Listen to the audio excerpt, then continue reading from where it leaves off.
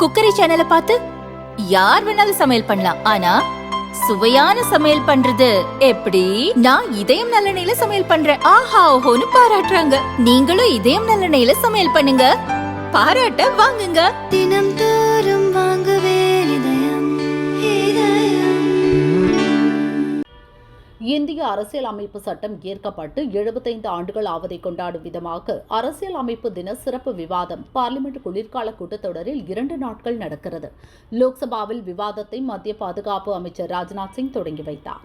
முதல் நாள் விவாதத்தில் லோக்சபா எம்பியாக பிரியங்கா காந்தி தனது முதல் உரையை நிகழ்த்தினார். உன்னாவ் தொடங்கி சாதிவாரி மக்கள் தொகை கணக்கெடுப்பு வரை எதிர்க்கட்சிகள் மீது அடுக்கடுக்கான விமர்சனத்தை முன்வைத்தார். பெண்கள், தலித், சிறுபான்மையினருக்கு எதிரான குற்றங்கள் அதிகரித்து வருவது பற்றி கவலை தெரிவித்தார். சாதிவாரி கணக்கெடுப்பு நடத்த அனைத்து தரப்பினரும் வலியுறுத்தி வருகின்றனர். ஆனால் மத்திய அரசோ அதை கண்டுகொள்ளாமல் காலம் தாழ்த்தி வருகிறது. நியாயமான பிரதிநிதித்துவத்தை உறுதிப்படுத்த ஜாதிவாரி மக்கள் தொகை கணக்கெடுப்புக்கு அழைப்பு விடுத்தார். அதானி விவகாரத்தில் மத்திய அரசு விமர்சிக்க முயன்றபோது தவறுதலாக தனது சொந்த கட்சி அரசையே விமர்சித்தார். ஒரு நபருக்காக எல்லாம் மாறுகிறது. இன்றைய அரசு அதானிக்கு அனைத்து குளிர்சாதன கிடங்குகளையும் கொடுத்துள்ளது. ஒருவருக்காக அனைத்தும் மாற்றப்படுவதால் இமாச்சலத்தில் உள்ள ஆப்பிள் விவசாயிகள் கதறி அழுகிறார்கள். ஒரு நபருக்காக 142 கோடி இந்தியர்கள் புறக்கணிக்கப்படுகின்றனர். ரயில்வே, ஏர்போர்ட் உள்ளிட்ட அனைத்து வணிகங்களும் ஒருவருக்கே வழங்கப்படுவதாகவும் கூறினார்.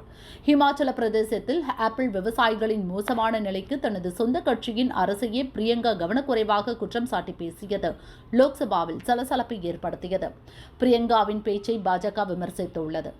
இமாச்சல பிரதேசத்தில் தனது சொந்த கட்சியான காங்கிரஸ் ஆட்சியில் இருப்பது கூட தெரியாமல் பிரியங்கா அந்த அரசை குறை சொல்வதாக தகவல் தொழில்நுட்ப பிரிவு தேசிய பொறுப்பாளர் அமித் மால்வியா கூறியுள்ளார். இது அவரது சகோதரர் ராகுல் போலவே விழிப்புணர்வு குறைவுக்கு மற்றொரு எடுத்துக்காட்டு. அரசியல் சர்க்கஸ் இப்போதுதான் ஆரம்பித்திருக்கிறது என்றும் அவர் குறிப்பிட்டுள்ளார்.